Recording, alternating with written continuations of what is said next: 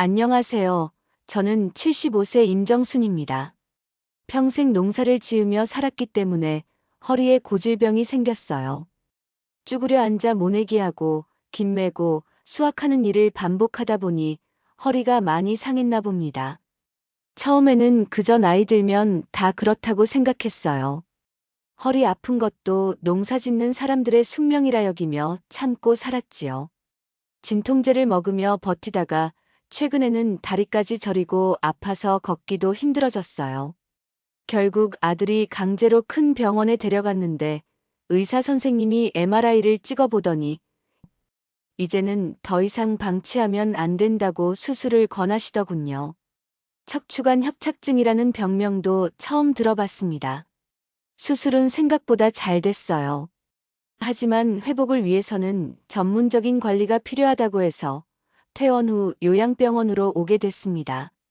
처음에는 병원 생활이 낯설고 적응하기 어려웠지만 이제는 좀 익숙해졌어요. 여기서 재활치료도 받고 같은 병실 할머니들과 이야기도 나누면서 지내고 있습니다. 농사일에만 매달려 살던 제게는 이런 휴식이 처음이라 어색하면서도 새롭네요. 자식들은 셋이 있어요. 첫째는 큰아들, 둘째는 딸, 그리고 막내 아들이 있는데 다들 도시로 나가 각자 가정을 이루고 살고 있습니다. 아이들이 어릴 때부터 농사일 하면서 등골 빠지게 일해서 모두 대학까지 보냈어요. 그게 부모된 도리라고 생각했으니까요. 하지만 이제 그 아이들에게 손 벌리는 건 내 자존심이 허락하지 않았어요. 사실 저는 자식들에게 절대 신세를 지지 않겠다고 항상 생각했어요. 몇 해 전에 세상을 떠난 남편과도 늘 하던 약속이었죠. 남편도 살아있을 때 늘 그랬어요. 정순아, 우리는 우리 힘으로 살자. 애들한테 짐 되지 말고. 우리는 끝까지 자식들한테 기대지 말자. 남들처럼 재산을 물려주는 것도 아니고 겨우 가르치기만 했으니까. 그게 우리가 해줄 수 있는 마지막 선물이다. 그 말을 가슴에 새기며 살아왔죠. 농사 지으며 모은 돈으로 노후를 준비해뒀고 아프면 요양원에 갈 생각도 했었어요. 그런데 정말 그날이 와버렸네요. 허리 수술 후 이곳에 오니 항상 걱정하던 자식들에게 짐이 되지 않을까 하는 생각이 더 커집니다. 이곳 요양병원에서 뜻밖의 친구를 한 명 만났어요. 처음 만났을 때부터 한 동네 살던 사람처럼 친근했죠. 같은 재활 프로그램을 받으면서 말문이 트였지요. 우리는 나이도 비슷하고 아픈데도 비슷해서 금방 가까워졌어요. 그 친구가 저에게 재미있는 이야기를 해줬어요. 자기는 다 나으면 자식들에게 짐이 되지 않도록 고급 실버타운으로 들어갈 거라고 하더군요. 처음에는 무슨 말인가 싶었어요. 실버타운이 뭐야? 어디서 들어본 것 같은데. 제가 물었더니 그 친구가 웃으면서 설명해 주었어요. 노인들이 편하게 살 수 있는 고급 아파트 같은 거야. 식사도 해주고, 청소도 해주고, 문화생활도 할 수 있고, 병원도 있어서 언제든지 의료진이 있는 곳도 있어. 저는 시골에서 평생 농사만 짓던 사람이라 그런 정보가 전혀 없었어요. 도시에 그런 곳이 있다니 신기하기만 했지요. 친구 말을 듣고 나니 저도 좀 더 나이 들면 고려해 봐야겠다는 생각이 들었어요. 여기 요양병원에서 나가도 혼자 농사 짓기는 이제 어려울 것 같고, 그렇다고 자식들에게 가서 살 생각은 없으니까요. 정순아, 우리 같이 실버타운 가자. 거기서 편하게 여생 보내자. 친구의 말에 웃음이 나왔지만 한편으로는 진지하게 생각하게 됐어요. 나는 아직 좀 더 있다가 들어가려고 해. 친구에게 솔직하게 말했어요. 아직은 내가 좀 움직여서 내 집에서 내가 밥해 먹고 동네도 놀러 다니고 그렇게 살고 싶어. 허리 수술을 받긴 했지만 재활치료를 열심히 받으니 조금씩 나아지고 있어요. 의사 선생님도 꾸준히 운동하면 일상생활은 가능하다고 하셨고요. 아직은 내 손으로 밥 짓고 내가 키운 채소로 반찬 만들어 먹는 그 소소한 일상이 그리워요. 내 집은 비록 낡고 오래되었지만 남편과 함께 평생을 살아온 추억이 깃든 곳이에요. 마당에는 남편이 심은 감나무도 있고 텃밭에는 내가 가꾸던 고추, 상추, 깻잎이 아직도 있을 거예요. 나중에 정말 못 움직이게 되면 그때 가서 생각해 볼게. 지금은 요양병원에서 재활 잘 받고 내 집으로 돌아가는 게 목표야. 친구는 웃으면서 고개를 끄덕였어요. 그래, 정순아. 내가 그렇게 생각하는 게 맞아. 아직 우리 젊었어. 우리는 서로를 바라보며 한바탕 웃었어요. 75세라는 나이가 요즘에는 그렇게 늙은 것도 아니라며. 허리가 많이 나아지면서 거동도 조금씩 할 수 있게 되자 마음이 가벼워졌어요. 아침마다 하는 재활 운동도 이제는 수월해졌고 지팡이 짚고 복도도 혼자 왔다 갔다 할 수 있게 됐지요. 이 정도면 내 집에서 살 수 있겠다 싶어서 큰아들 성준이에게 전화를 걸었어요. 성준아, 이제 집에 가고 싶다. 처음에 성준이는 걱정이 많았어요. 어머니, 혼자 계시다가 또 아프시면 어떡해요? 좀 더 계시다가 퇴원하시는 게 어때요? 하고 말했지만 제 마음은 이미 정해져 있었죠. 나 이제 많이 나았어. 의사 선생님도 집에서 생활해도 된다고 하셨어. 집에 가고 싶다. 알았어요. 엄마, 제가 내일은 시간이 안 되고 모레쯤 들릴게요. 며칠 후 결국 성준이가 요양병원에 와서 의사 선생님과 상담하고 퇴원 절차를 밟았어요. 3개월 만에 요양병원에서 퇴원하는 날 마음이 날아갈 것 같았습니다. 성준이가 차로 저를 태우고 시골집으로 향했어요.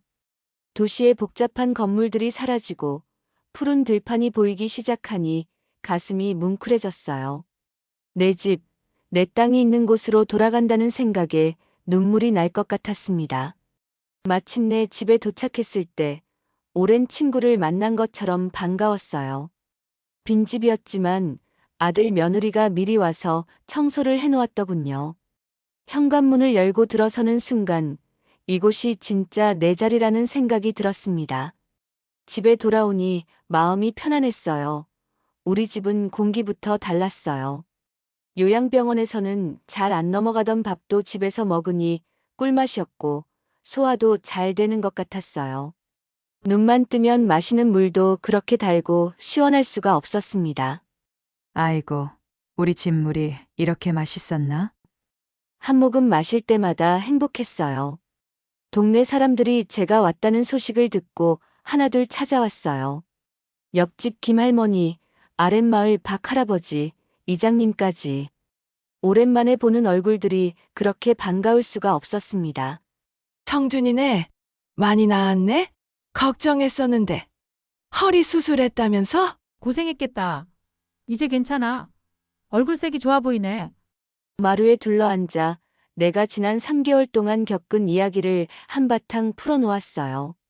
수술하기 전 얼마나 아팠는지, 마취에서 깨어났을 때 얼마나 무서웠는지, 요양병원에서 만난 친구들 이야기, 재활치료 받으며 울고 웃었던 일들. 오랜만에 이렇게 시끌벅적하게 이야기하니 마음이 훈훈해졌어요. 병원에 있을 때는 몰랐는데 이렇게 내 이웃들이 있는 곳이 역시 내 자리구나 싶었습니다. 성준아, 내일은 우리 집에 와서 점심 먹어 된장찌개 끓여 놓을게. 나는 텃밭에 상추 많으니까 뜯어갈게. 내가 물고기 잡아왔으니 저녁에 회 먹으러 와. 이웃들의 따뜻한 말 한마디 한마디가 약보다 더 좋았어요. 자식들은 돌아가면서 안부 전화를 해왔어요. 둘째 딸 미영이, 막내 아들 동준이까지. 엄마, 잘 도착하셨어요? 불편한 거 없으세요? 혹시라도 이상하면 바로 연락해야 해요. 전화할 때마다 괜찮다, 걱정 말라고 대답했지만 사실 집에서의 생활은 생각보다 훨씬 불편했어요. 병원에서는 몰랐던 어려움들이 하나둘 나타나기 시작했죠. 요양병원에서는 침대 생활에 식탁에서 밥을 먹고 모든 게 입식이었는데 우리 시골집은 전부 좌식 생활이었거든요. 방바닥에 앉았다 일어났다 하는 게 허리 수술한 저에게는 큰 고통이었어요. 화장실을 가려고 해도 쪼그려 앉았다가 일어나야 하고 밥을 먹을 때도 바닥에 앉아 상을 받으니 식사 후 일어서는 게 큰 고역이었습니다. 텃밭에 나가 채소 좀 보려고 해도 쪼그려 앉을 수가 없으니 풀이 무성해진 텃밭을 그저 바라볼 수밖에 없었고요. 밤에는 더 심했어요. 요양병원에서는 침대에 누웠다가 일어날 때 옆에 손잡이가 있어 도움을 받을 수 있었는데 집에서는 이불에서 일어나는 것조차 힘들었습니다. 집이 좋긴 한데 몸이 불편한 나에게는 이 익숙한 공간이 오히려 장애물처럼 느껴지기 시작했어요. 며칠 후 요양병원에서 만났던 친구에게서 전화가 왔어요. 정순아, 잘 지내고 있어? 나도 일주일 후면 퇴원할 것 같아. 친구의 목소리에는 설렘이 가득했어요. 그래. 축하해. 몸은 좀 어때? 많이 좋아졌어. 정순이는 집에서 생활하기 어렵지 않아? 솔직히 말했어요. 사실 생각보다 힘들어. 좌식 생활이라 허리에 무리가 많이 가. 그때 문득 친구가 병원에서 말했던 실버타운이 생각났어요. 그런데 내가 말했던 실버타운 어디라고 했지? 좀 더 자세히 알고 싶어. 친구는 신이 나서 설명하기 시작했어요. 이왕이면 시설부터 서비스까지 완벽하게 갖춰진 고급 실버타운으로 들어가야 해. 내가 알아본 곳은 서울 근교에 있는데 방 크기도 다양하고 식사도 영양사가 직접 챙겨주고 병원도 있어서 아프면 바로 진료받을 수 있대. 친구의 설명을 들으니 궁금증이 더 커졌어요. 사실 집에 돌아온 후 여러 불편함을 겪으면서 이런 시설에 대한 관심이 생기기 시작했거든요. 비용은 얼마나 들어? 조심스럽게 물었죠. 친구가 열심히 설명했어요. 여러 곳이 있어서 가서 위치도 보고 상담도 받아보고 비용도 비교해봐야 해. 모든 걸 다 비교해봐야 해. 저는 항상 그랬듯 이것저것 따져보고 결정하는 게 좋겠다는 생각이 들었어요. 평생 농사 지으며 한 푼 두 푼 모은 돈이니 신중하게 알아봐야겠지요. 그럼 어떻게 가볼 수 있을까? 궁금해서 물었더니 친구가 좋은 제안을 했어요. 내가 퇴원하면 함께 가보자. 택시 불러서 타고 가면 돼. 자식들한테 부담 주지 말고. 그 말에 마음이 놓였어요. 성준이나 미영이 동준이한테 이런 얘기 꺼냈다간 또 걱정만 할 테니까요. 혼자 사시는 게 힘드시면 우리 집에 오세요. 이런 말 들을까봐 더 조심스러웠어요. 그래. 좋은 생각이다. 너 태어나면 연락해. 같이 한번 가보자. 전화를 끊고 나니 왠지 기대가 되었어요. 물론 아직 결정한 건 아니지만 이런 시설에 대해 더 알아보는 것도 나쁘지 않겠다 싶었죠. 남편 떠나고 혼자 살다가 아프면 어떡하나 하는 걱정이 항상 있었으니까요. 바닥에 앉았다 일어서려다 또 허리가 아프자 입식 생활이 가능한 곳이라는 말이 더 매력적으로 들렸어요. 그로부터 2주가 지난 어느 날 친구와 만나기로 했어요. 동네 식당에서 만나 점심을 먹고 있는데 친구가 가방에서 종이 뭉치를 꺼냈습니다. 정순아, 내가 인터넷에서 여러 곳을 알아봤어. 여기 좀 봐. 종이에는 실버타운 사진들과 각종 정보가 인쇄되어 있었어요. 멋진 건물들, 넓은 정원, 깔끔한 식당. 마치 호텔 같았습니다. 이렇게 좋은 곳이 있다고? 놀라서 물었어요. 친구는 자랑스럽게 설명했어요. 시설도 좋고 프로그램도 다양한 노래교실도 있고 미술 수업도 있고 체조 시간도 있대. 요즘은 노인들을 위한 곳이 정말 잘 되어 있더라고. 혼자였다면 절대 용기를 못 냈을 텐데 친구가 있으니 든든했어요. 농사만 짓던 나는 이런 정보를 찾아볼 생각조차 못했을 거예요. 함께 가서 둘러보고 비교해보자. 내가 세 군데를 골라봤어. 그렇게 우리는 택시를 불러 첫 번째 실버타운으로 향했습니다. 가는 동안 가슴이 두근거렸어요. 내가 정말 이런 곳에서 살 수 있을까? 남편 없이 혼자 이런 결정을 해도 될까? 여러 생각이 머릿속을 맴돌았습니다. 첫 번째 실버타운은 서울 외곽에 있었어요. 건물은 깔끔했지만 주변이 너무 번화해서 시끄러웠고, 두 번째는 시설은 좋았지만 비용이 너무 비쌌습니다. 세 번째는 모든 면에서 괜찮아 보였어요. 각 장소마다 직원들이 친절하게 안내해주고 상담도 해주었습니다. 방 구조, 식사 제공, 의료 서비스, 여가 프로그램. 생각보다 훨씬 체계적이었어요. 요즘은 실버타운이 정말 여러 가지 형태로 많다는 것을 알게 됐어요. 단순히 살 곳만 제공하는 곳부터 모든 서비스를 다 제공하는 곳까지 다양했습니다. 저와 친구는 상담을 받으면서 우리에게 가장 필요한 것이 무엇인지 생각해 봤어요. 솔직히 이제는 나이가 들어서 매일 하던 밥하기, 빨래하기, 청소하기 같은 가장 간단한 일들조차 하기가 귀찮아졌거든요. 정순아, 우린 이제 편하게 살 때가 됐어. 밥 차려주고, 빨래해주고, 청소해주는 곳으로 가자. 나는 요양병원에서도 삼시세끼를 남이 해주는 밥이라 그게 제일 좋더라. 친구의 말에 고개를 끄덕였어요. 허리 수술 후로 쪼그려 앉아서 빨래하거나 청소하는 게 정말 힘들었으니까요.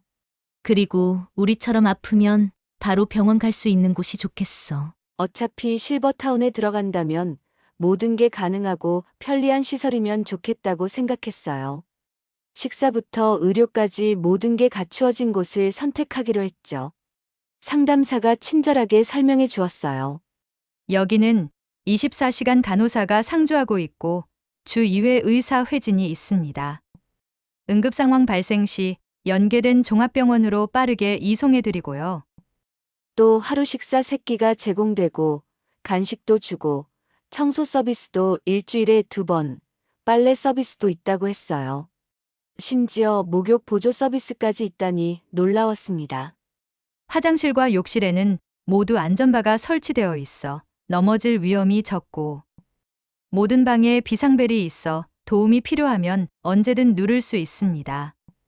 상담을 받으면서 이런 곳이 있다는 게 새삼 놀랍고 감사했어요.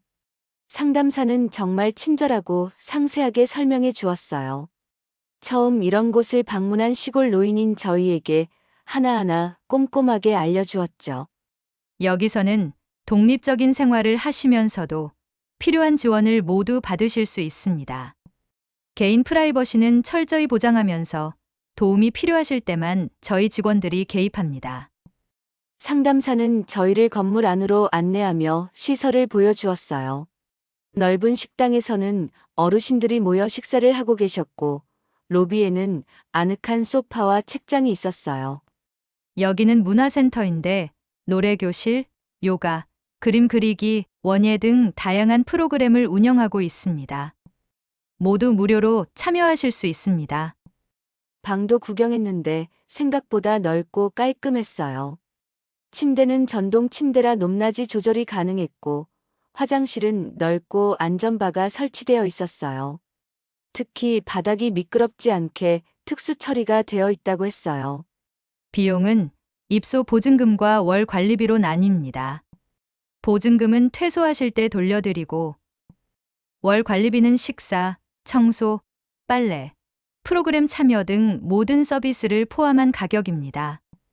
비용을 들었을 때 좀 놀랐지만 모든 서비스를 생각하면 이해가 되더라고요. 농사 지으며 모아둔 돈으로 가능할 것 같았어요. 그래, 평생을 힘들게 농사 지으며 자식들 키웠으니까 이 나이에 이 정도는 나를 위해 써도 되겠지? 어차피 자식들은 본인들 앞가림하고 다들 잘 살고 있으니까 하고 위안하면서요. 궁금한 점이 있으시면 언제든지 물어보세요. 오늘 결정하지 않으셔도 됩니다. 충분히 생각해 보시고 결정하세요. 그 말에 마음이 놓였어요. 서두르지 않고 천천히 생각해 볼 수 있다니 다행이었죠. 보증금과 월사용료 내고 들어가는 거니까. 그럼 내가 언제라도 내쫓길 수 있다는 거잖아. 친구랑 저는 마주보며 걱정스러운 눈빛을 교환했어요. 이런 곳에서 마음 편히 지낼 수 있을까? 아니, 애초에 이런 규정을 만든 사람들이 우리 같은 노인들의 마음을 이해나 할까? 저의 걱정 어린 중얼거림을 들은 상담사가 부드러운 목소리로 설명을 시작했습니다. 어르신, 저희 실버타운에서는 매 끼니 유명 셰프님이 만드는 식사를 챙겨드려요. 또 몸이 불편하시면 바로 진료받으실 수 있도록 의료진이 상주하고 있습니다. 상담사는 제 걱정을 이해한다는 듯 부드러운 미소를 지으며 계속 설명했어요. 건강 악화로 인한 퇴소 걱정에 대해서도 명확하게 대답해 주었고, 계약 조건과 입주자 권리에 대해서도 자세히 알려주었습니다. 상담사는 계속해서 유의사항도 자세히 설명해 주었어요. 어르신, 입주하시기 전에 몇 가지 알아두셔야 할 사항이 있습니다. 친구와 저는 귀를 기울여 들었어요.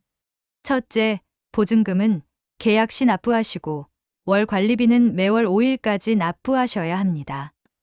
3개월 이상 연체 시 계약이 해지될 수 있으니 참고하세요. 둘째, 건강 상태가 심각하게 악화되어 저희 시설에서 케어가 불가능할 경우 전문 요양원이나 병원으로 전원을 권유드릴 수 있습니다. 하지만 이 경우에도 어르신과 가족분들과 충분히 상담 후 결정합니다. 셋째, 방문객은 자유롭게 오실 수 있지만 보안을 위해 방문 시간은 오전 9시부터 오후 8시까지로 특별한 경우에는 미리 말씀해 주시면 조정 가능합니다. 넷째, 개인 소지품은 자유롭게 가져오실 수 있지만 공간이 제한적이니 꼭 필요한 물건 위주로 준비하시는 게 좋습니다. 마지막으로 계약 기간은 기본 2년이며 연장을 원하시면 만료 3개월 전에 말씀해 주시면 됩니다. 중도 퇴소를 원하시면 1개월 전에 통보해 주셔야 보증금 환불이 원활하게 진행됩니다. 그리고 위약금이 발생할 수 있습니다. 그때 문득 치매에 걸리면 어쩌나 하는 생각이 들었어요. 혹시 나중에 치매라도 걸리면 어떻게 되는 건지, 그런 규정은 있는지 궁금했어요. 제가 걱정스럽게 물었어요. 나이 먹어서 치매에 걸리면 어떻게 되나요? 상담사는 부드럽게 대답했어요. 경증 치매의 경우에는 저희 시설에서 돌봄이 가능합니다. 하지만 중증으로 진행되어 전문적인 케어가 필요할 경우 연계된 치매 전문 요양시설을 안내해 드립니다. 이 과정에서 어르신과 가족분들의 의견을 최우선으로 고려합니다. 친구와 저는 서로 눈빛을 교환했어요. 생각보다 규정이 명확하고 이해할 만했습니다. 계약금과 입주금이 생각했던 것보다 훨씬 비쌌지만 친구와 상담소를 나오면서 한숨을 쉬었어요. 농사 지으며 모아둔 돈으로 가능은 하지만 생각보다 많은 금액이라 마음이 무거웠습니다. 그래도 이곳에 들어오면 내 노후는 더 이상 신경 쓰지 않고 편안하게 해주는 밥 먹으면서 여생을 보낼 수 있을 것 같다는 생각이 들었어요. 혼자 있으니 자식들도 매일 걱정이고 제 건강도 점점 나빠지는 이 나이에 친구와 저는 며칠 동안 세 군데를 비교해 본 결과 시설, 위치, 비용, 서비스 모든 걸 따져봤죠. 난 세 번째 간 곳이 제일 좋았어. 방도 넓고 사람들 표정도 밝았잖아. 친구가 말했어요. 저도 같은 생각이었어요. 그래, 거기가 좀 비싸긴 했지만 환경이 좋았어. 정원도 있고 산책하기도 좋고. 며칠 후 저와 친구는 그중 한 군데로 제일 마음에 드는 곳으로 정해서 계약하기로 했어요. 농협에서 돈도 찾고 필요한 서류도 준비했습니다. 이제 마지막 결정만 남았네요. 평생 살아온 시골집을 떠나 새로운 곳에서 노후를 보낸다는 것. 쉬운 결정은 아니었지만 이제는 나 자신을 위한 선택을 할 때가 된 것 같았습니다. 그 전날 밤 마음을 단단히 먹고 큰아들 성준이에게 전화를 걸었어요. 성준아, 엄마 좀 중요한 얘기가 있어서 전화했어. 네, 어머니, 무슨 일 있으세요? 깊은 숨을 들이쉬고 준비해둔 말을 꺼냈어요. 엄마가 실버타운으로 들어갈 거야. 내일 계약하러 가기로 했어. 준비는 다 되었어. 전화기 너머로 잠시 침묵이 흘렀어요. 아마 성준이가 놀랐나 봐요. 네, 실버타운이요? 어머니, 갑자기 무슨... 성준이의 목소리가 당황스러움으로 가득 찼어요. 엄마, 제가 신경 못 써드려서 죄송합니다. 제가 더 자주 찾아뵀어야 했는데 아들의 미안해하는 목소리를 들으니 마음이 아팠어요. 하지만 내 결정을 확실히 해야 했죠. 아니야. 성준아, 내 탓이 아니야. 이건 엄마가 스스로 결정한 거야. 요양병원에서 만난 친구랑 같이 여러 군데 다녀봤어. 정말 좋더라. 거기 들어가면 밥도 해주고, 빨래도 해주고, 아프면 바로 의사 선생님도 볼 수 있고. 너희들 아버지 돌아가시고 밤에 나 혼자 있으니 걱정 많았잖아. 거기서는 몸도 마음도 아주 편할 것 같더라. 모든 게 다 되어 있는 곳이야. 아들에게 실버타운에 대해 설명하면서도 내 마음 한구석은 착잡했어요. 평생 살아온 집을 떠난다는 건 쉬운 일이 아니니까요. 성준이와의 통화가 끝나갈 무렵 마지막 부탁을 했어요. 그리고 성준아, 우리 집은 팔지 말고 그냥 두자. 내가 허리 좋아지면 가끔 와서 관리도 하고 싶어. 너희도 돌아가면서 가끔 돌아봐 주렴. 농사 지으며 평생 살아온 집이니 완전히 떠나는 건 마음이 아팠거든요.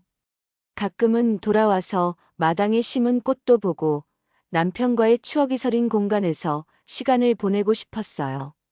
네, 어머니 걱정 마세요. 집은 그대로 둘게요. 제가 자주 가서 관리할게요. 성준이와 통화를 끝내고 수화기를 내려놓자마자 전화벨이 다시 울렸어요. 이번엔 둘째 딸 미영이었습니다. 엄마, 방금 오빠한테 들었어요. 실버타운에 들어가신다면서요? 미영이의 목소리에는 놀라움과 약간의 서운함이 묻어 있었어요. 그래, 미영아. 엄마가 혼자 있기엔 이제 몸이 너무 불편해. 거기 가면 다 해준다니까 편할 것 같아서.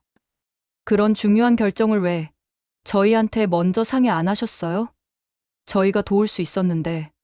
딸의 서운함 섞인 말에 마음이 짠했지만 이건 내 인생의 결정이라고 생각했어요. 미영아, 이건 엄마 결정이야. 너희들 다 바쁜데 엄마 일로 신경 쓰게 하고 싶지 않았어. 다음 날 아침 일찍 친구에게서 전화가 왔어요. 정순아, 미안해. 나 실버타운 같이 못 가게 됐어. 왜? 무슨 일 있어? 친구의 목소리가 미안한 기색이 가득했어요. 자식들이 너무 반대가 심해서 그래서 밤새 고민했어. 그리고 캐나다에 사는 딸이 2달 후 잠깐 나오는데 함께 들어갈 수도 있을 것 같아. 몇 년 전부터 딸이 들어오라고 성화였는데 내가 안 간다고 했었거든. 순간 배신감이 들었어요. 항상 했던 말이잖아요. 친구가 늘 자식들한테 신세 지지 말자고 했는데 이렇게 쉽게 마음이 바뀌다니. 그래. 알았어. 어쩔 수 없지 뭐. 정순아, 정말 미안해. 근데 너는 어떡할 거야? 혼자서라도 들어갈 거야? 잠시 생각했어요. 이미 마음의 결정은 내렸고 애들에게도 말했으니 나는 갈 거야. 더 늙기 전에 몇 년이라도 편하게 살아보려고. 친구와 통화를 끝내고 택시를 불러 실버타운으로 향했습니다.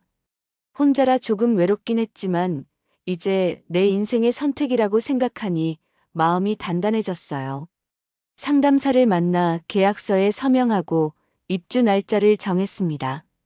짐을 정리할 시간이 필요하니 일주일 후로 했어요. 일주일 동안 집 정리를 하고 필요한 물건들을 챙겼습니다. 자식들이 모두 와서 도와주겠다고 했지만 나 혼자 할 수 있어라고 했어요. 입주날 아침 성준이 집으로 들어왔어요. 어머니, 짐은 이거예요? 성준이가 차를 가져와서 이사를 도와주었어요. 평생 모아온 물건들 중에 꼭 필요한 것만 골라서 실버타운으로 가져가기로 했죠. 어머니, 이건 가져가실 거예요? 성준이가 남편과 찍은 오래된 사진을 들어 보였어요. 그건 꼭 가져가야지. 내 아버지 사진이랑 너희들 어릴 때 사진도. 짐을 정리하면서 지난 세월이 주마등처럼 스쳐 지나갔어요. 평생을 살아온 집을 떠나는 건 쉬운 일이 아니었지만 새로운 시작을 위해 용기를 내기로 했습니다. 성준이가 짐을 모두 차에 싣고 마지막으로 집 한 바퀴를 둘러봤어요. 마당에 감나무, 텃밭에 고추 모종, 남편과 함께 지은 작은 창고까지. 모든 것에 작별 인사를 했죠. 실버타운에 도착하자 직원들이 친절하게 맞아주었어요. 넓고 깨끗한 방에 짐을 풀고 직원이 시설 이용 방법을 다시 설명해 주었습니다. 어머니, 괜찮으시겠어요? 성준이가 걱정스러운 얼굴로 물었어요. 괜찮아. 이제 혼자서도 잘 지낼 수 있어. 당분간 집은 가끔 내가 가서 봐주렴. 성준이가 떠난 후 넓은 창문으로 들어오는 햇살을 바라보며 생각했어요. 결혼 후 낯선 곳에서 혼자서 지내는 건 처음이었어요. 이제부터 새로운 생활이 시작되는구나. 첫날 저녁 식당에서 다른 어르신들과 함께 식사를 했어요. 낯설었지만 옆자리 할머니가 먼저 말을 걸어주셨죠. 새로 오셨나 보네요. 저는 박금자라고 해요. 여기 온 지 1년 됐어요. 이렇게 새로운 친구도 만나고 새로운 생활이 시작되었습니다. 그렇게 저는 실버타운에 입주했어요. 새 방에 짐을 풀고 창밖을 내다보니 낯설지만 이제부터 여기가 내 집이라는 생각이 들었습니다. 친구 없이 혼자라 조금 쓸쓸했지만 이곳에서 새로운 친구들을 만날 수 있을 거라 생각하며 마음을 달랬습니다. 아침에 일어나면 창문 너머로 아름다운 정원이 보이고 식당에서는 영양사가 준비한 건강식이 기다리고 있어요. 허리 통증도 많이 좋아져서 지팡이 없이도 걸을 수 있게 되었답니다. 금자 씨와는 더욱 가까워져서 이제는 매일 아침 함께 산책을 해요. 우리 둘은 실버타운의 산책 여왕이라는 별명까지 얻었죠. 저는 허리 재활 목적도 있었죠. 새로운 친구들도 많이 생겼어요. 옆방의 이 할머니, 노래교실에서 만난 최할아버지, 미술 수업에서 알게 된 서할머니. 자식들도 자주 찾아와요. 특히 성준이는 한 달에 2번은 꼭 와서 저녁을 함께 먹고 가죠. 미영이도 아이들과 함께 와서 실버타운 정원에서 놀기도 하고요. 막내 동준이는 멀리 있어 자주 오진 못하지만 전화를 자주 해요. 가끔 시골집에 다녀오면 마음이 더 편안해져요. 성준이가 잘 관리해줘서 집이 잘 관리되고 있어요. 텃밭에는 이제 많은 채소를 심지 않지만 간단하게 상추와 고추 몇 포기는 아직도 키우고 있어요. 실버타운에서 만난 친구 중에는 안타깝게도 병으로 떠나신 분도 계셨어요. 그때는 인생의 무상함이 느껴졌죠. 하지만 동시에 매일매일을 감사하게 생각하며 살아가려고 노력하고 있습니다. 요양병원에서 만났던 친구도 가끔 찾아와요. 결국 캐나다로 가지 않고 근처 아파트에서 살게 되었다네요. 실버타운 생활을 부러워하면서도 아직은 혼자 살 수 있다고 말하곤 해요. 그렇게 시간이 흘러 벌써 실버타운에서 3개월을 보냈어요. 예전에는 상상도 못했던 생활이 이제는 일상이 되었습니다. 이런 생활이 처음에는 어색하고 낯설었지만 이제는 감사함을 느끼며 살고 있어요. 나이 들어 편안하게 살 수 있다는 것, 새로운 친구들과 즐겁게 지낼 수 있다는 것, 모두 큰 축복이라고 생각합니다.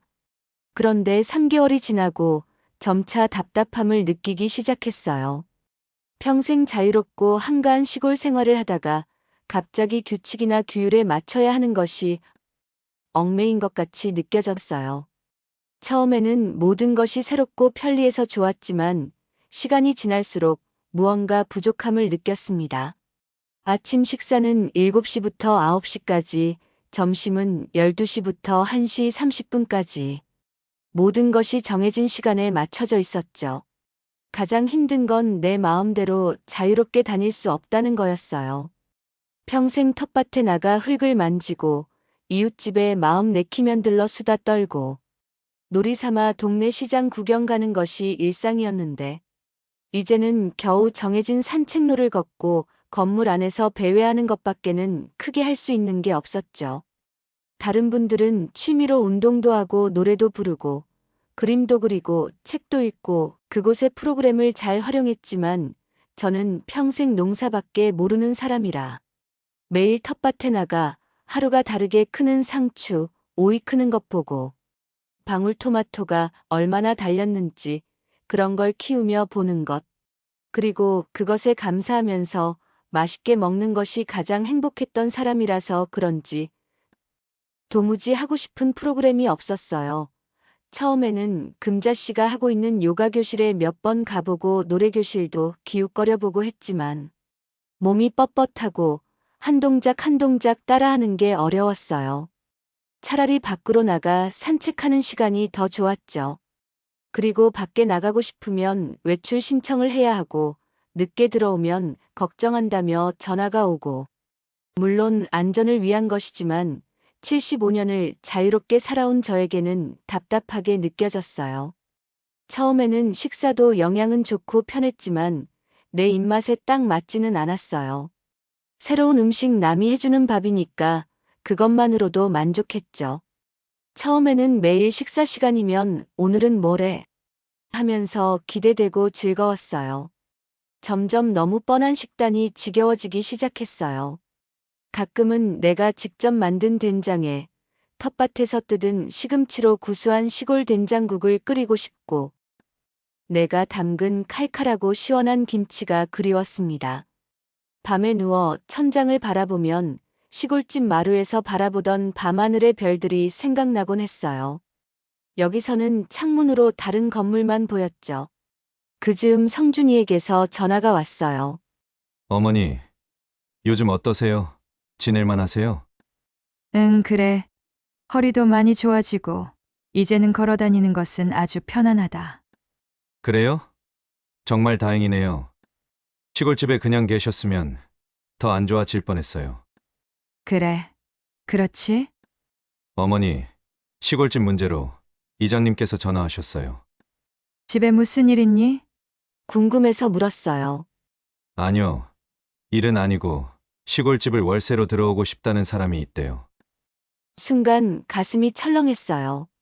내 집을 다른 사람에게 내준다는 생각 자체가 그동안 느껴왔던 답답함을 더 크게 만들었습니다. 이장님이 원래는 어머니한테 직접 물어봐야 하는데 제가 요즘 집 관리를 하는 것 같아서 저한테 연락하신 거라고 하시더라고요.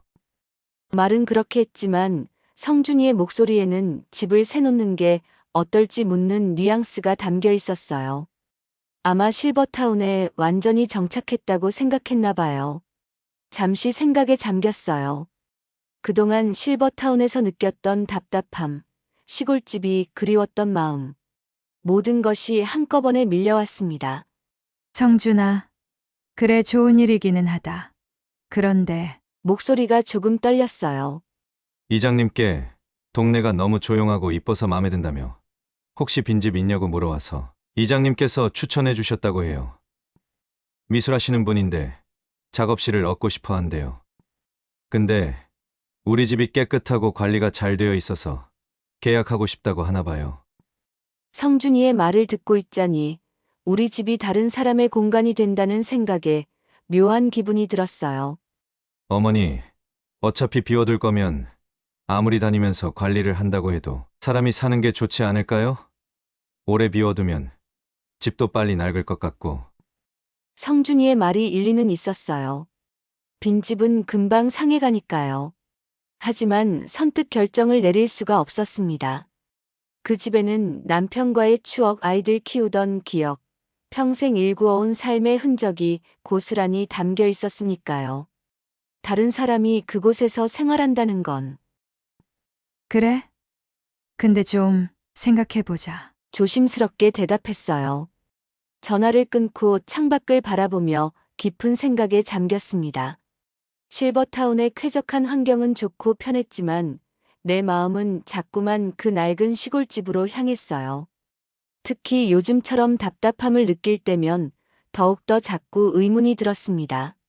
과연 나는 내 남은 인생을 마지막까지 이곳에서 보낼 수 있을까? 내가 지금 여기서 뭐 하고 있는 걸까? 문득 그런 생각이 들었어요. 편안함을 위해 자유를 포기한 게 맞는 선택이었을까? 시골집을 다른 사람에게 내어준다는 건 정말로 그곳을 떠난다는 의미일까? 전화를 끊고 나서 많은 생각을 했습니다. 창밖을 바라보며 내 마음속 진짜 원하는 것이 무엇인지 찾아보려 했어요. 이제 그만 집에 가고 싶다. 그 생각이 자꾸만 강하게 들었어요.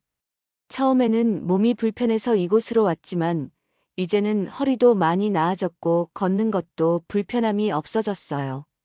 오히려 여기서의 규칙적인 생활과 재활 운동 덕분에 건강해진 것 같았습니다. 문득 실용적인 생각이 떠올랐어요. 차라리 이곳에서 매월 지불하고 있는 비용의 일부면 시골집을 개조하고 편리하게 만들 수 있겠구나.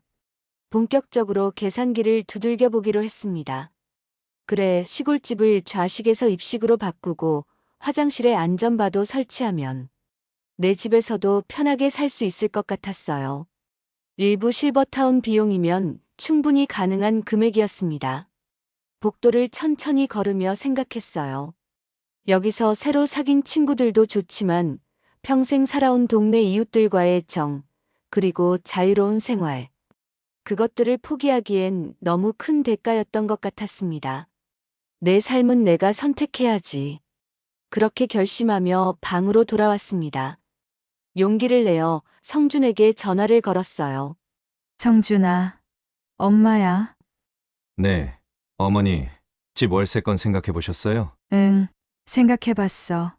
근데 월세 놓는 건 안 되겠다. 내가 집으로 돌아가려고. 전화기 너머로 성준이의 놀란 숨소리가 들렸어요. 네, 실버타운에서 나오신다고요? 갑자기 왜? 엄마가 생각을 해봤는데 그리고 제 계획을 하나하나 이야기했어요. 방에는 침대를 넣을 거고 욕실에도 보일러 선을 깔아서 따뜻하게 하고 변기 옆에는 손잡이 봉을 달고 마루에는 창을 달아서 따뜻한 거실로 만들 거야. 성준이는 잠시 말이 없더니 조심스럽게 물었어요. 어머니, 실버타운이 마음에 안 드세요? 마음에 안 드는 건 아니야. 좋은 점도 많아. 하지만 엄마는 평생 자유롭게 살아온 사람이라 여기 규칙에 맞춰 사는 게 너무 답답해. 내 집에서, 내 마당에서 내가 하고 싶은 대로 살고 싶어. 하지만 혼자 계시면 위험할 수도 있잖아요. 그건 걱정하지 마. 여기서 재활치료 열심히 받아서 이제 많이 좋아졌어. 그리고 집을 좀 고치면 불편함 없이 살 수 있을 것 같아. 성준이는 한숨을 쉬더니 알겠습니다. 제가 알아서 할게요. 하고 말했어요. 그래. 지금부터 업체를 알아보고 공사를 하렴. 끝나면 그때 들어갈게. 성준이에게 자신감 있는 목소리로 말했어요. 이제 결정을 내렸으니 마음이 확고했습니다. 그리고 너희들도 앞으로는 내 걱정하지 마라. 내가 75살인데 아직은 젊어. 혼자서도 충분히 살 수 있어. 전화기 너머로 성준이가 뭔가 말하려는 기색이 느껴졌지만 제가 먼저 말을 이었어요. 나중에 더 나이 먹고 만약에 거동이 불편해진다면 그때는 그때 가서 집으로 방문해 주시는 요양이나 케어를 받는 게 좋을 것 같다. 제 확고한 결심에 성준이도 더 이상 반대하지 않았어요. 알겠어요. 어머니, 제가 내일부터 업체 알아보고 연락드릴게요. 전화를 끊고 나니 가슴이 뻥 뚫리는 기분이었어요. 드디어 집으로 돌아갈 생각을 하니 오랜만에 마음이 가벼웠습니다. 전화를 끊고 나니 기분이 정말 좋았어요. 마치 오랫동안 어깨를 짓누르던 무거운 짐을 내려놓은 것처럼 가벼워졌습니다. 언제부터인지 맘속에 걸린 듯한 뭔가가 쑥 내려가는 것 같았으니까요. 창밖을 바라보니 하늘이 더 파랗게 보였어요. 실버타운 관리실에 가서 퇴소 절차를 문의했습니다. 계약상 한 달 전에 통보하면 보증금을 돌려받을 수 있다고 했어요. 절차를 시작하면서 마음이 더욱 가벼워졌습니다. 친구 금자 씨에게 소식을 전하니 아쉬워하면서도 이해해 주었어요. 정순 씨, 나중에 시골에 놀러 갈게. 돌아가서도 연락하자. 내 인생의 새로운 장이 다시 펼쳐지려 합니다. 이번에는 내가 진정으로 원하는 대로 자유롭게 살기로 했어요. 그래. 잘 결정한 거야. 이곳은 그야말로 노년에 들어오는 고급 감옥 같다. 제 스스로에게 다짐하듯 중얼거렸어요. 창밖을 바라보며 깊은 숨을 들이쉬었습니다. 나는 송충이다. 흙에서 평생 살았어. 남은 여생도 그렇게 살아야지. 옛부터 어른들이 자주 쓰던 옛말이 생각났어요. 송충이는 솔잎을 먹어야지 갈잎을 먹으면 죽는다. 그래요. 나는 자유롭게 흙을 밟으며 사는 게 몸에 배어있는 사람이었어요. 아무리 좋은 시설, 맛있는 음식, 편리한 서비스가 있어도 내게는 내 땅에서 자유롭게 사는 것만 못했습니다. 짐을 정리하기 시작했어요. 3개월 동안 이곳에서 지내며 모은 물건들, 새로 사귄 친구들이 준 선물들, 하나하나 싸면서 시골집으로 돌아갈 날을 기다렸습니다. 한 달 후 성준이가 공사가 거의 끝났다고 연락이 왔어요. 기대와 설렘으로 가슴이 뛰었습니다. 내 집, 내 마당, 내 터전으로 돌아갈 생각에 밤잠을 설쳤어요. 이제 곧 자유로운 나의 삶이 다시 시작됩니다. 성준이도 들떠 있었어요. 그 아이가 오래전부터 집을 개조해야 한다고 말만 했는데 쉽게 안 되던 게 이번 기회에 이루어졌다며 기뻐했어요. 어머니, 마침 좋은 기회가 된 것 같아요. 요양병원에서 퇴원하셨을 때 바로 해드렸어야 했는데. 저는 이미 한 달 전에 사무실에 퇴소 의사를 밝혔으니 일주일 후로 퇴소 날짜를 잡았어요. 사무실에서는 계약 기간이 남아있어 위약금이 발생한다고 말했지만 그런 건 문제가 되지 않았어요. 그래, 위약금 내지 뭐. 어차피 몇 달 더 살았다고 생각하면 돼. 그래, 세상에는 공짜란 없어. 큰 수업료를 지불했다.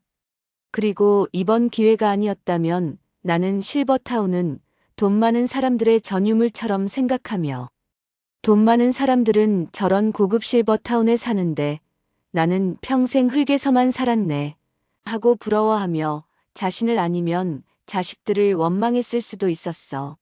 실버타운 생활이 비록 짧았지만 많은 것을 배우고 느낄 수 있었어요. 내 70 중반 나이에 이 모든 것을 경험하고 내가 더 늙기 전에 나의 길을 선택할 수 있었던 것에 감사했습니다.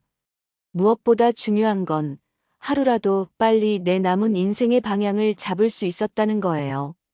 다른 사람의 방식이 아닌 내게 맞는 삶을 찾아가는 여정이었습니다. 퇴소 날이 되자 금자 씨와 다른 친구들이 아쉬워하며 배웅해 주었어요. 새로 사귄 친구들과의 작별이 조금 서운했지만 시골집으로 돌아간다는 생각에 마음이 가벼웠습니다. 성준이가 차로 데리러 왔을 때 저는 이미 새 생활을 시작할 준비가 되어 있었어요. 자, 어머니, 이제 집으로 가요. 차를 타고 가면서 실버타운에서의 경험을 곰곰이 생각해 봤어요. 세상에는 이런 곳도 있구나. 많은 사람들이 함께 공유하는 공간, 프로그램, 시스템들이 주는 안정감도 분명 있었어요. 하지만 사람 사는 곳이라 그런지 그 안에도 복잡한 인간관계가 있었죠.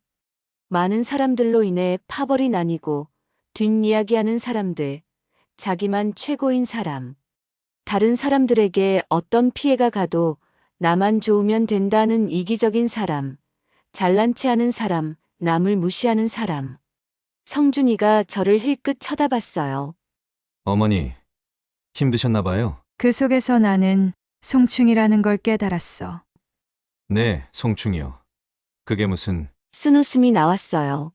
그곳에 가보지 않았다면 평생 알 수 없었을 거야. 내가 남은 인생을 어떻게 살아야 할지.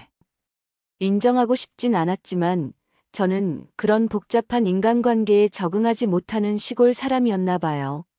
평생 농사짓고 텃밭 가꾸고 이웃들과 정직하게 지내온 저에겐 그곳의 복잡한 감정과 관계에 적응하기가 힘들었던 거죠. 성준아, 엄마는 역시 흙을 밟아야 사는 것 같다. 창밖으로 펼쳐지는 시골 풍경을 바라보며 제자리로 돌아가고 있다는 안도감이 밀려왔습니다. 집으로 돌아가는 길, 실버타운에서 만난 친구들이 했던 말들이 떠올랐어요. 정순 씨, 나는 시골 가서 못 살아 답답해서. 금자 씨가 제 결정을 듣고 놀라며 했던 말이에요. 어떻게 시골에서 사니? 병원도 멀고 편의시설도 없고. 노래교실에서 만난 이 할머니의 말도 생각났어요. 다들 각자의 의견을 말했죠. 어떤 분들은 제 결정을 이해하지 못했고, 어떤 분들은 부러워하면서도 자신은 못할 거라고 했어요. 버스도 1시간에 한 대밖에 안 다닌다며. 불편해서 어떻게 살아? 밤에 아프면 어떡해? 구급차 오기도 힘들다던데. 혼자 있으면 너무 외롭지 않을까요? 그 말들을 듣고 있으면서도 제 마음은 확고했어요. 다른 사람들의 생각과 제 생각이 다른 건 당연한 거니까요. 우리는 각자 살아온 환경이 다르고 원하는 것도 다르니까요. 그래도 시골살이를 그리워하는 분들도 있었어요. 정순 씨, 나도 시골에서 살다 왔는데 가끔 그 생활이 그리워. 특히 여름이면 개구리 울음소리, 새소리, 바람소리, 밤이면 쏟아져 내릴 것 같은 하늘의 별들. 차창 밖으로 내 고향 풍경이 점점 가까워지는 걸 보며 제 선택이 맞다는 확신이 들었습니다. 그래, 혼자서 자는 시간이 외로울 수 있어. 창밖을 바라보며 생각에 잠겼어요. 하지만 풍요 속의 빈곤처럼 사람들로 둘러싸인 그곳이 난 더 외로웠던 것 같다. 성준이가 조용히 운전하는 동안 내 결정이 옳았는지 마음속 생각을 정리했어요. 정서가 다르고 살아온 환경이 달랐고 사고방식이 다른 많은 사람들. 나보다 경제적으로도 훨씬 여유가 있는 사람들. 많은 편의시설 이용이 몸에 밴 사람들. 실버타운에서 만난 대부분은 도시에서 평생 살아온 분들이었어요. 그들은 백화점과 대형마트에 익숙했고 버튼 하나로 모든 것이 해결되는 편리함에 익숙했죠. 반면 저는 흙을 만지고 직접 채소를 키우고 이웃과 농작물을 나누는 삶이 몸에 배어 있었습니다. 아무리 좋은 시설, 맛있는 음식이라도 내 손으로 가꾼 텃밭 작물만큼 마음을 채워주진 못했어요. 시골길이 점점 익숙해지자 가슴이 뭉클했어요. 저 멀리 우리 집 지붕이 보였고 그 옆으로 남편이 심었던 감나무도 보였습니다. 어서 가자. 성준아, 우리 집 보인다. 눈 감고도 알 수 있는 익숙한 길, 정겨운 풍경. 마침내 집에 도착했을 때 가슴이 뭉클해졌어요. 대문을 열고 마당에 들어서는 순간 그 익숙한 공기와 냄새가 저를 반겨주는 것 같았습니다. 어머니, 조심히 들어가세요. 바닥이 좀 미끄러울 수 있어요. 성준이가 짐을 들고 저를 부축했어요. 현관문을 열고 들어서니 새롭게 바뀐 내 보금자리가 눈앞에 펼쳐졌어요. 마루에는 내가 말한 대로 창이 설치되어 있었고 바닥에는 온돌 매트가 깔려 있었습니다. 예전에는 겨울에 너무 추웠는데 이제는 따뜻하게 지낼 수 있겠어요. 이쪽으로 오세요. 어머니 방 좀 보세요. 성준이가 안내했어요. 방에 들어서니 예전에 이불 대신 침대가 놓여 있었어요. 그것도 전동 침대라 높낮이 조절이 가능했습니다. 벽에는 안전바도 설치되어 있었고 화장실도 완전히 바뀌어 있었어요. 변기 옆에는 손잡이가 설치되었고 샤워 부스까지 생겼더군요. 성준아, 이렇게까지 해줬구나. 감격스러워 말이 나오지 않았어요. 어머니가 편하게 지내셔야죠. 이제 어머니 몸도 많이 좋아지셨으니 여기서 잘 지내실 수 있을 거예요. 집을 둘러보면서 감회가 새로웠어요. 내 집이지만 새롭게 태어난 듯한 기분이었습니다. 더 이상 쪼그려 앉아서 생활할 필요도 없고 허리에 부담을 주는 동작도 하지 않아도 되는 환경이었으니까요. 마당으로 나가 텃밭도 살펴봤어요.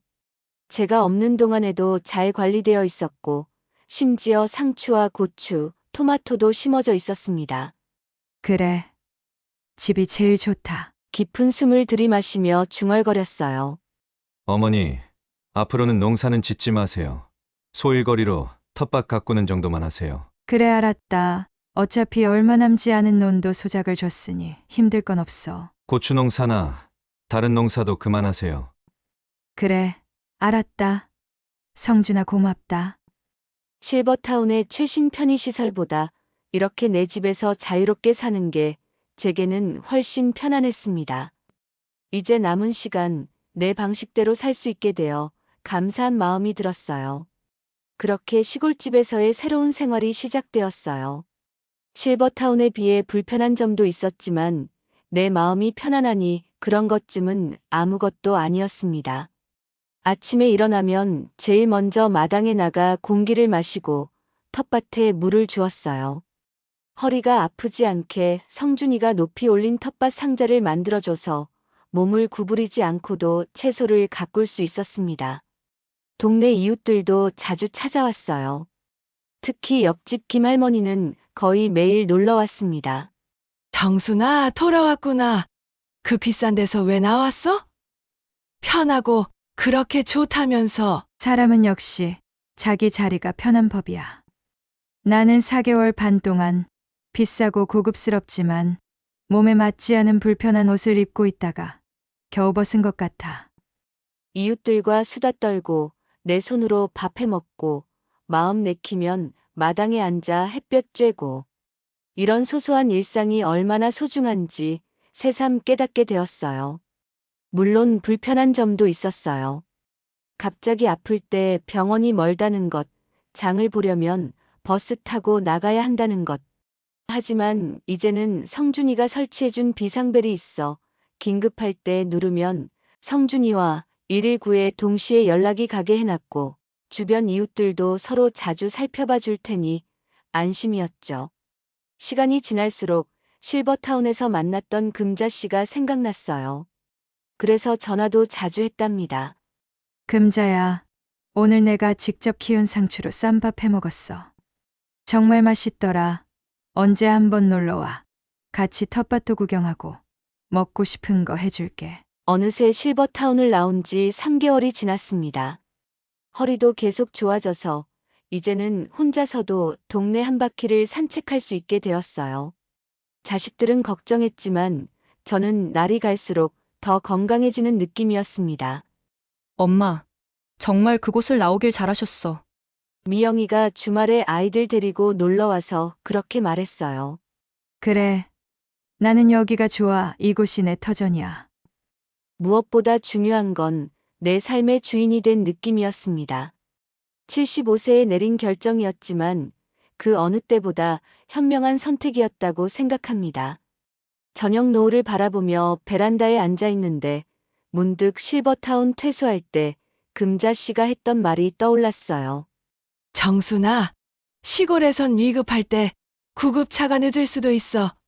그건 어떻게 할 거야? 그때는 대답하지 못했는데 지금 생각해보니 할 말이 있네요.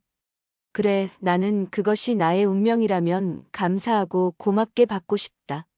넓은 하늘을 바라보며 지나온 삶을 떠올려 봤어요. 젊은 시절 자식들 낳고 기르고 가르치고 남편과 함께 그 많은 농사 지으며 행복했던 날들. 평생을 이 땅에서 살면서 봄이면 씨앗을 심고 여름엔 김을 메고 가을엔 수확하고 겨울엔 쉬면서 다음 해를 준비했어요. 그 순환의 리듬 속에서 살아온 제 인생이 결코 헛되지 않았다고 느꼈습니다. 이제 남은 시간 얼마나 될지 모르지만 내 방식대로 살다 가는 게 소원이에요. 급할 때 병원이 멀어서 늦게 올 수도 있겠지만 그것도 자연의 섭리라고 생각해요. 내가 태어난 이곳에서, 내가 사랑한 이 땅에서 내 방식대로 살다가 가는 것. 그것이 내 삶을 완성하는 길이지. 창가에 앉아 차를 마시며 미소 지었습니다. 평생을 살아오면서 배운 것이 있다면 진정한 행복은 거창한 것이 아니라 내 마음의 평화에서 온다는 것이었습니다. 이렇게 시간이 흘러 어느덧 겨울이 찾아왔어요. 첫눈이 내리던 날 창밖을 바라보며 따뜻한 차를 마셨어요. 개조된 마루에 앉아 눈 내리는 풍경을 바라보는 것이 얼마나 행복한지 몰랐어요.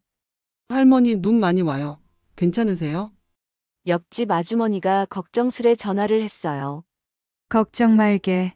집은 따뜻하고 음식도 충분해. 저번에 성준이가 많이 가져다 놨어. 혼자 살지만 결코 외롭지 않았어요. 이웃들의 따뜻한 관심, 자식들의 정기적인 방문, 그리고 무엇보다 내 마음이 평온했으니까요. 실버타운에서 알게 된 친구들과도 가끔 연락했어요. 금자 씨는 결국 실버타운에 들어가지 않고 딸에게 들어가 함께 살게 되었다고 하더군요. 정순아, 내가 용기 내서 나온 걸 보고 나도 결심했어. 딸이 캐나다로 가자는 걸 그러자 했어. 한 3년 살다가 나오려고. 건강하게 잘 지내. 가끔 내가 연락할게. 각자의 선택이 있는 법이지요. 중요한 건 그 선택이 자신의 마음에서 우러나온 것이냐 하는 점이에요. 봄이 다시 왔을 때 텃밭에 새싹이 돋아나는 걸 보며 생각했어요. 이것이 인생이구나. 계절은 돌고 돌아 다시 시작되지만 우리 인생은 한 번뿐. 그렇기에 더욱 소중한 지금, 이 순간을 감사하게 여기며 살아가려 해요. 허리 수술 후 실버타운을 거쳐 다시 내 집으로 돌아오기까지 모든 경험이 제 인생의 일부가 되었네요. 할머니, 저도 도와드릴까요? 이웃집 손주가 놀러와서 묻네요. 그래, 같이 심자. 이 씨앗이 자라면 여름에 맛있는 토마토가 될 거야. 아이의 작은 손에 씨앗을 쥐어주며 미소 지었어요. 이렇게 지식을 전하고 생명의 순환을 가르치는 것도 제 역할이라고 생각하니까요. 내 삶은 여전히 계속되고 있어요. 어제보다 오늘 더 감사하게, 오늘보다 내일 더 행복하게 살아가려 합니다. 그것이 제가 76년 인생을 살아오며 배운 가장 소중한 지혜입니다. 진정한 행복은 자신에게 맞는 환경에서 온다. 아무리 좋은 시설과 편의를 제공하는 곳이라도 자신의 정서와 생활 방식에 맞지 않으면 행복할 수 없습니다. 정순 할머니는 고급 실버타운보다 자유롭게 살 수 있는 시골집을 선택했습니다. 나이가 들어도 자신의 삶을 주도적으로 선택할 권리가 있다. 75세의 나이에도 정순 할머니는 자신의 삶에 대한 결정권을 포기하지 않았습니다. 타인의 기대나 편의가 아닌 자신이 원하는 삶의 방식을 선택했습니다. 익숙함과 편안함은 다르다. 편리한 것이 항상 편안한 것은 아닙니다. 실버타운의 모든 편의시설보다 정순 할머니에게는 자신의 텃밭과 마당이 주는 익숙함이 더 큰 편안함이었습니다. 환경 개선은 가능하지만 본질적인 가치는 지켜야 한다. 집을 현대적으로 개조하여 불편함을 줄이면서도 자신이 진정으로 가치를 두는 자유롭고 자연스러운 생활 방식은 지켜나갔습니다. 타인의 시선이 아닌 자신의 행복에 집중해야 한다. 주변 사람들의 우려와 걱정에도 불구하고 자신에게 진정으로 중요한 것이 무엇인지 알고 그것을 선택하는 용기가 필요합니다. 뿌리와 정체성의 중요성, 송충이는 솔잎을 먹어야 한다는 말처럼 평생 살아온 환경과 문화가 개인의 정체성과 행복에 큰 영향을 미칩니다. 노년기의 삶도 의미 있고 가치 있다. 나이가 들었다고 해서 단순히 편안함만 추구하는 것이 아니라 자신만의 방식으로 의미 있는 삶을 계속 살아갈 수 있습니다. 모든 선택과 경험은 우리를 성장시킨다. 정순 할머니는 실버타운 생활을 후회하지 않고 하나의 경험으로 받아들였습니다. 실패한 선택이 아니라 자신을 더 잘 알게 해준 과정으로 여겼습니다. 이 이야기는 노년의 삶에 대한 깊은 통찰을 제공하며 각자가 자신에게 맞는 행복을 찾아가는 여정의 중요성을 일깨워줍니다. 정순 할머니의 선택은 많은 이들에게 용기와 영감을 주었습니다. 이후에도 그녀는 때로는 몸이 불편하고 때로는 외롭기도 했지만 자신의 선택을 단 한 번도 후회하지 않았습니다.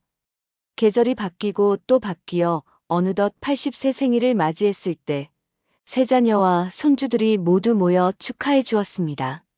마당에 큰 상을 차리고 텃밭에서 직접 기른 채소들로 음식을 만들어 동네 사람들과 함께 나눴죠. 어머니, 5년 전 그 결정이 정말 현명하셨어요. 성준이가 건배를 제안하며 말했습니다. 정순 할머니는 미소 지으며 주변을 둘러봤습니다. 자신이 평생 일구어온 집, 마당의 감나무, 텃밭의 푸른 채소들, 그리고 무엇보다 사랑하는 가족들. 내 인생에서 가장 현명한 결정 중 하나였지. 그녀는 조용히 대답했습니다. 그녀의 이야기는 주변 마을에도 알려져 비슷한 상황에 놓인 노인들에게 자신의 삶은 스스로 선택할 수 있다는 용기를 주었습니다.